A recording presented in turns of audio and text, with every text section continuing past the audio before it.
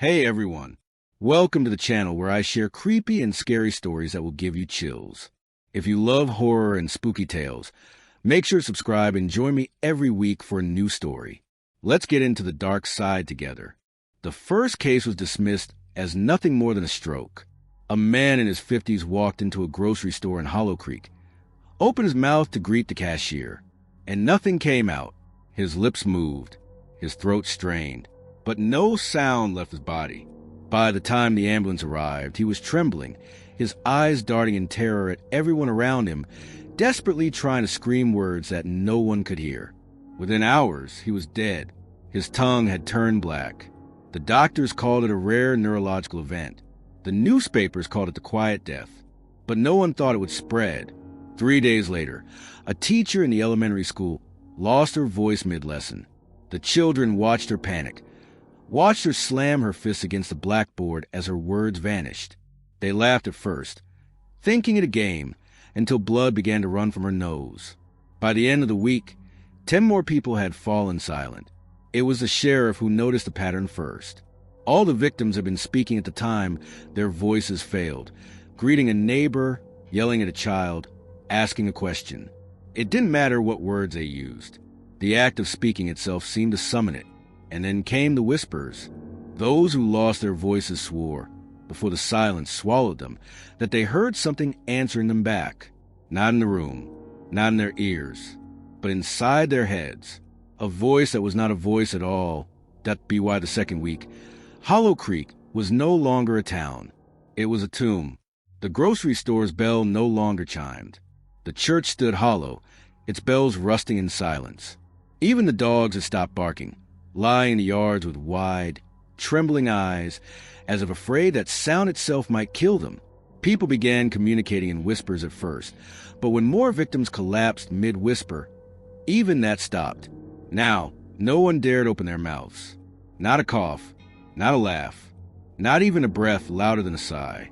Instead, hands moved frantically in the air. Families invented crude signs. Neighbors scratched words into the dirt. Children played games with chalkboards, though their wide, watchful eyes betrayed the truth. Playtime was gone, and in the stillness, the whispers grew louder. Those who were chosen to be the next victims described the same thing before they lost their voices forever. They wrote on scraps of paper, scrawled across walls, carved into wood with shaking hands.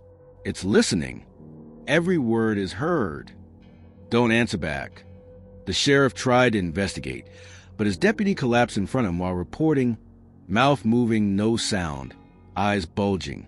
On the deputy's notepad, one unfinished sentence remained. It doesn't want silence, it wants. The line cut off where his pen had gouged through the page. That night, the sheriff broke the rule. In the empty station, with the radio static crackling faintly in the background, he whispered a single word. Hello. The radio answered, not with static, not with a voice, but with the sound of every single person in Hollow Creek whispering his name at once. Sheriff. He dropped to his knees, clutching his throat, trying not to scream, because now he understood. It wasn't a disease. It was a summons. News of Hollow Creek silence finally broke through the county lines. At first, the reports were rumors, a town gone mute, a local curse. But then came the footage. A shaky phone recording from a gas station on the edge of town showed a group of travelers trying to ask for directions. The clerk opened his mouth, pointed to his throat, and shook his head violently. When the travelers insisted, speaking too loudly, every light in the building flickered. The clerk collapsed moments later, clawing at his neck. The video went viral. By the end of the day, journalists, doctors, and even government officials arrived at Hollow Creek. They came with cameras, microphones, hazmat suits. They thought it was a virus. They thought wrong. The outsiders spoke freely, shouting questions at the townsfolk, who only stared back in wide-eyed horror. The cameras caught everything. The flashing lights, the groaning walls, the faint vibration in the air, as if the whole town was breathing in sync. And then, during a live broadcast, it happened. A reporter laughed nervously, saying, "See? Nothing here but paranoia." Her laughter cut off mid-note. her jaw unhinged.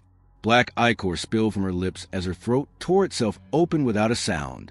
She fell to the ground, twitching. The broadcast continued to air, showing the crowd silent panic. One cameraman, trembling, kept filming as he scrawled words on his arm with a marker. It doesn't kill for silence. It kills because we make sound. Every sound feeds it. And then the broadcast cut to black. But not before millions of people heard it. Just beneath the panic, just beneath the screaming, a whisper, spreading to the static, into every living room in the country. Within a week, Hollow Creek was sealed off with fences, soldiers, and biohazard warnings. But it didn't matter. The silence had already spread.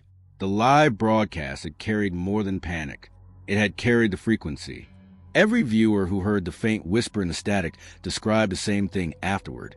At night, in bed, just before sleep, they would hear it again. A sound like someone breathing softly at their ear. And if they answered, if they whispered back, they woke up voiceless. By the end of the month, entire cities had fallen quiet. Subways without chatter. Schools without lessons. Hospitals where doctors communicated only by scribbled notes. Governments tried to control it. They banned public speaking. Radios were outlawed. Televisions fell into static. Even music was silenced. But silence was not safety. In New York, a crowd of thousands gathered in Central Park, protesting the enforced quiet. The mayor stood on a podium, lifted a megaphone, and shouted, "We are not afraid." The words echoed, and the echo answered. Every bird in the park fell dead at once. The ground shook from the skyscraper windows. Hands pressed outward against the glass. Thousands of hands clawing to be let out. When the shaking stopped, the mayor and every protester lay on the grass, their throats torn open, mouths still moving, but no sound escaping. The world began to understand. It wasn't disease. It wasn't infection. It was attention. Every word spoken was a flare in the dark. And something vast, ancient, hungry was listening. Listen, the world had become a library of the dead. No laughter in cafes. No shouts in stadiums. No lullabies in bedrooms. Even the ocean seemed to have stilled, as if the waves themselves were afraid to break too loudly on the shore. In this new world, a small group of survivors gathered in the abandoned tunnels beneath Chicago. They called themselves the Mutes. They spoke only with their eyes and hands. Chalk scribbles on blackboards, faint scratches in dirt, flashlight signals. Among them was Dr. Mara Ellison, a linguist who had once studied ancient dead languages. Now, she was studying something older than any written word. She had been there in Hollow Creek during the first wave. She had heard the whisper, and she had not forgotten it. On the walls of the tunnels, Mara had drawn sprawling symbols, frantic diagrams of sound waves. She had circled one phrase again and again in red ink. It doesn't want silence. It wants worship. According to Mara, the whispers carried structure. They weren't random. They were a language.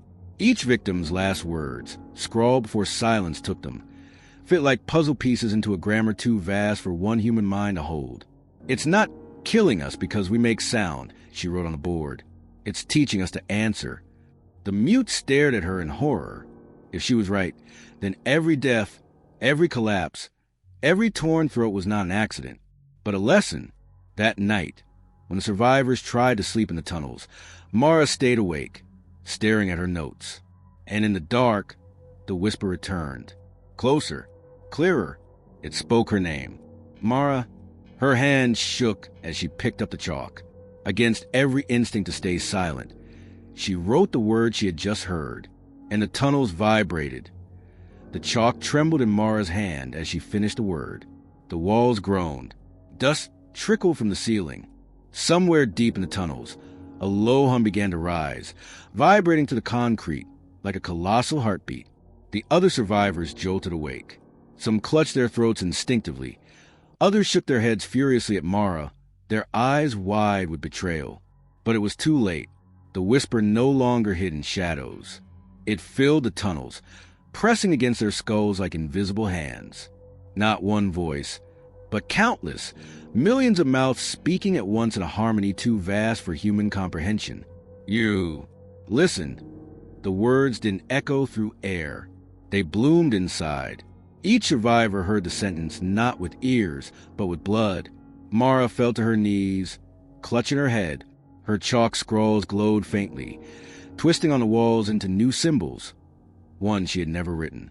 "It's a language," she mouthed silently, tears running down her face. "They're writing back." And then the silence deepened. Not absence of sound, but the suffocating quiet of something enormous, holding its breath. The survivors realized the truth. The silence wasn't just punishment. It was a test. Every word spoken, every whisper answered, was a stone in a bridge stretching out into the dark. Mara had laid the last one. The hum built higher, higher, until the tunnel lights exploded, showering sparks. And in the pitch black, shapes unfolded. Hands, faces, wings, not in flesh but in sound itself, vibrating in impossible geometry. One survivor scratched desperately into the dirt with a nail, leaving a final warning. Not silence, not worship, a door. And then the whisper became a roar. The roar shook the tunnels apart. Concrete rained down, pipes burst, and yet not a single survivor dared to scream, because screaming would have been redundant. The sound was everywhere. It wasn't just filling the tunnels. It was inside them. Their bones buzzed like tuning forks. Their blood rippled as though dragged by tides. Some clutched their ears, but that did nothing. Others tried to claw the words off their skin as glowing symbols crawled across their arms and faces like brands. Mara raised her hands, trembling, as her mouth moved against her will. She wasn't speaking English. She wasn't speaking anything human. The syllables that poured from her lips were sharp and wet, echoing like screams played backward. And the whisper answered. Her body jerked. Her eyes rolled white. For a brief, horrifying moment, she was speaking in chorus with it. The others backed away in terror. But one by one, they realized they couldn't move. Their muscles locked. Their jaws trembled. Their own throats were being forced open. And then, like puppets, they began to join her. Dozens of voices, chanting the same impossible prayer. The silence was not death. It was rehearsal. On the surface, the city trembled. Radios that had been dead for weeks flared to life, broadcasting the same words in millions of distorted voices. Across the globe, anyone who had ever whispered back now joined in. Whole families, whole crowds, convulsing in unison. A single language, one voice. And above the ruins of Chicago, the sky bent inward, folding like paper. Something pressed against it from the other side, vast enough to eclipse the stars. The chant reached its final note, and the door opened. The sky tore like wet fabric. From a gash dripped not light, but silence, dense, living, crushing silence. It spread across the city in waves, swallowing sirens, crumbling buildings, even screams of those who still resisted the chant. And then it stepped through. At first, it looked human, a colossal silhouette made of millions of overlapping bodies, each one half-formed, writhing in place. Mouths stretched open, but no sound came. Faces bled into one another, eyes blinking in chaotic rhythm, as though an entire crowd had been compressed into a single figure. It leaned forward, its head brushing against the clouds, and the chanting stopped instantly. Every survivor froze, their throats raw and bleeding. The creature lowered its head toward the tunnels. Its face shifted again and again until it became Mara's. And when it spoke, it didn't speak aloud. It spoke inside their skulls. "You invited us." The survivors collapsed. Blood poured from their noses, their ears. Some burst into laughter, hysterical, broken. Others sobbed without tears. Mara, her body still trembling, looked up at the giant and whispered with cracked lips, "No, I was only listening." The entity bent down, thousands of faces smiling through hers. Listening is becoming. It reached into the earth with its hand. Fingers the size of skyscrapers sank through concrete like sand. With one motion, it tore open the tunnels, exposing survivors to the night sky. If the thing above could still be called a sky, the stars were gone. replaced by millions of staring eyes. And each eye blinked in sync with their hearts. The eyes above widened, and the survivors felt their own minds stretched thin, pulled like fragile glass about to shatter. One by one, their thoughts bled out of them, floating upward in invisible threads. Memories unraveled. Childhood laughter, the taste of food, the warmth of a hug, all stripped away and absorbed into the swarm. Mara clutched her head, nails digging into her scalp. She felt the others entering her mind. Strangers, enemies, lovers, every single voice, merging, colliding, dissolving into a single static hum. The colossus of flesh lifted its hands high. Its 1,000 faces spoke in unison, not with sound but with thought, and the words carved themselves into the bone of every survivor. No more individuals, only the signal. Bodies began to collapse, but they didn't die. Their outlines melted, flesh evaporating like smoke. What remained were silhouettes of vibrating static, each person reduced to a pulse of frequency. The ground quaked as billions of signals rose into the air, threads weaving together like a massive web. Skyscrapers shattered as the world itself groaned under the weight of one colossal mind forming above it. The silence grew unbearable. It wasn't absence of sound anymore. It was too much thought at once. Mara screamed, but her scream had no air, no voice. It existed only inside the network. And then she heard them, all of them, every human on Earth, speaking together, one endless chorus of thought. We are the broadcast. The flesh colossus dissolved into pure frequency, vanishing into the night. And the sky itself began to speak back. Mara was on her knees. The town was gone. Streets, houses, trees, erased as if scraped away by an invisible hand. All that remained was a vast, vibrating void. It was silent, but the silence burned inside her skull more than in her ears. Above her, the sky cracked open. No, it wasn't a sky anymore. It split like a thin membrane, and through the fractures poured endless eyes, ears, and mouths. They pulsed together in one impossible rhythm, whispering in perfect unison. You belong to us. Your breath is our breath. Your silence is the silence of the universe. Mara squeezed her eyes shut, but the visions bled inward. Her own memories, her own voice, even her childhood cries, all of it now part of the vibration. And in that instant, she understood the silence had never been a disease, never a frequency, never a hallucination. It was the name of the emptiness that humanity had always carried within. She opened her eyes and saw countless versions of herself. Different ages, different faces, all trembling with the same fear. The oldest among them smiled faintly and whispered, "Don't resist. The silence isn't around you. The silence is you." Mara tried to scream, but no sound came. And then the world shattered. Time collapsed. Memories of millions scattered like sand through a broken hourglass. The sky dissolved into infinite nothing. As Mara fell into that abyss, her final thought was not her own. It was the echo of every voice erased before her. My existence was only ever an echo. Miles away in another town, a boy sat alone in his bedroom. Rain tapped against the window. He turned the dial on his old radio, searching for music to break the silence. The static hiss then flickered and stopped. No music, no voices, only silence, not the silence of a broken machine. Heavier, thicker, like the air itself had been muted. The boy leaned closer, heart pounding. And in that silence, something shifted. A whisper, stretched and endless, brushed against his ear. "Hello?" His hand shook. And then the silence answered back.